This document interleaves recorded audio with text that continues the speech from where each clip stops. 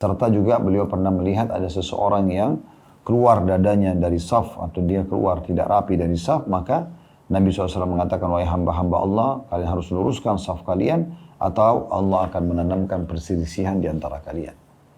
Sekarang kita lanjutkan 3 buah hadis dari bab yang sama, dari nomor urutan yang sudah kita baca tadi, yaitu hadis nomor 6. Yang berbunyi dari Jabir bin Samurah radhiyallahu anhu, beliau mengatakan, ثم خرج علينا رسول الله صلى الله عليه وسلم فقال ألا تصفون كما تصف الملائكة عند ربها فقلنا يا رسول الله وكيف تصف الملائكة عند ربها قال يتمون الصفوف الأول ويتراصون في الصف. Setelah itu, maksudnya Jabir bin Samurah menceritakan Nabi SAW menyampaikan, menemui kami dan menyampaikan kepada kami, tidakkah kalian atau dalam kurung akan lebih baik jika membuat saf seperti para malaikat membuat saf di hadapan Rabb-nya? Maka kami bertanya, wahai Rasulullah, bagaimana para malaikat membuat dan mengatur saf di hadapan Rabb-nya? Maka beliau SAW bersabda, mereka menyempurnakan saf-saf pertama dan saling merapatkan safnya. Ada putnot nomor 104 di bawah diriwayatkan oleh Imam Muslim. Nah ini hadits ini mulia sekali ya. Tentu semua hadits itu mulia, tapi hadits ini menunjukkan bahwasanya orang yang mengatur saf itu sama dengan para malaikat. Mulia sekali. Malaikat tentu makhluk Allah yang mulia gitu ya. Ini mirip dengan lafaz Nabi SAW, orang yang mahir membaca Al-Quran bersama dengan para malaikat yang mulia gitu ya. Jadi bukan mustahil manusia itu termuliakan sebagaimana dimuliakannya para malaikat asal mereka tunduk dan patuh kepada Allah Subhanahu wa ta'ala. Pelajaran pertama dari hadis, kedudukan Jabir bin Samurah radhiyallahu anhu karena beliau menceritakan bagaimana Nabi SAW ya datang menemui mereka dan kemudian disebutkanlah tadi panjang lebar lafaz hadis yang sudah kami bacakan. Pelajaran yang kedua, bahwasanya pentingnya seseorang muslim peduli dengan saf karena sedang menghadap kepada Allah Subhanahu wa taala dan makhluk yang selalu berhadapan dengan Allah Subhanahu wa taala secara langsung adalah para malaikat. Sementara kita manusia tertutup atau masih terhijab mata kita. Kita belum bisa melihat Allah Subhanahu wa ta'ala.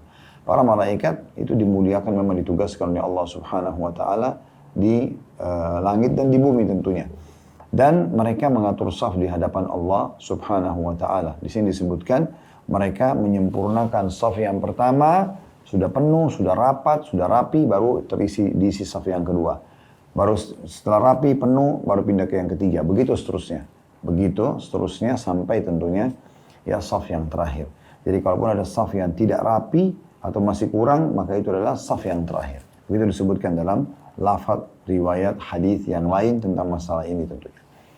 Baik, jadi ini pelajaran penting yang bisa kita ambil bagaimana kita mengatur saf sebagaimana para malaikat mengatur saf mereka.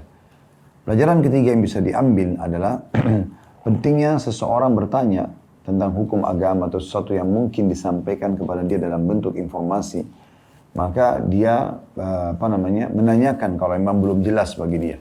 Di sini Nabi SAW mengatakan, apakah kalian tidak mengatur saf kalian sebagaimana para malaikat mengatur saf di hadapan Tuhannya?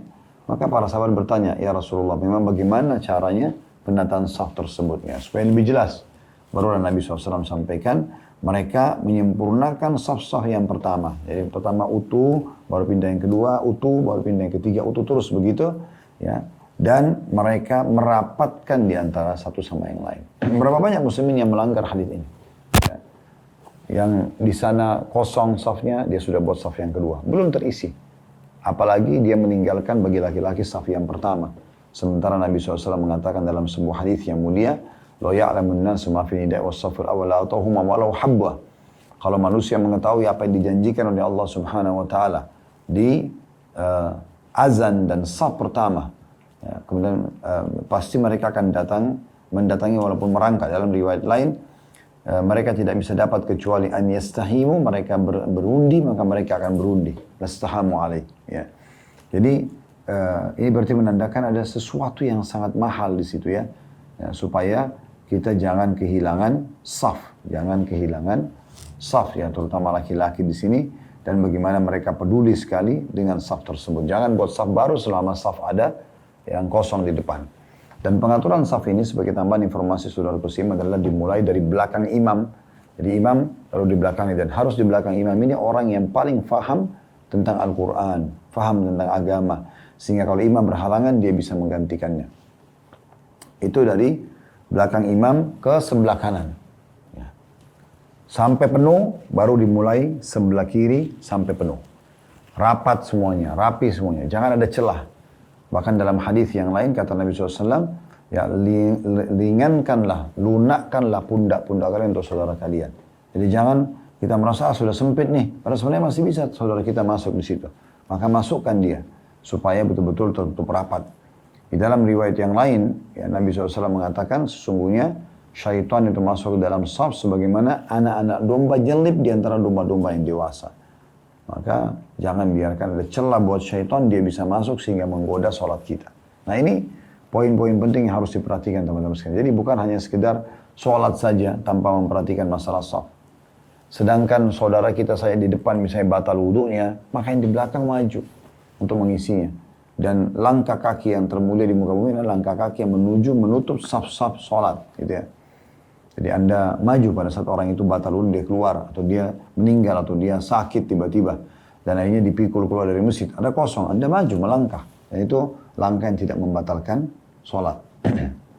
Hadis ketujuh teman-teman sekalian, berbunyi dari Malik bin Abu Amir, radhiyallahu anhu, dia berkata, pernah mendengarkan Utsman bin Affan, radhiyallahu anhu berkata, Istawu wa hadu bainal manakib, فإن من تمام الصلاة إقامة الصف قال وكان لا يكبر حتى يأتيه رجال قد وكلهم بتسوية الصفوف يخبرونه أنها قد استوت فيكبر.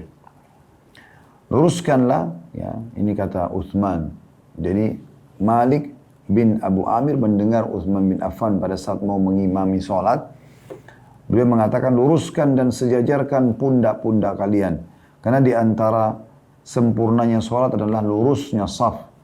Malik bin Abu Amir yang meriwayatkan hadits ini kepada kita berkata, sungguh Utsman tidak akan bertakbiratul ihram hingga orang-orang yang ditugasi untuk meluruskan saf memberitahukannya bahwa saf-saf sholat sudah lurus. Kemudian barulah dia bertakbiratul ihram. Hadis riwayat Abu Razzaq dalam Musannaf dan Ibnu Abi Syaibah dan dinyatakan sanadnya sahih. Riwayatnya langsung saja kita ambil pelajarannya teman-teman sekalian.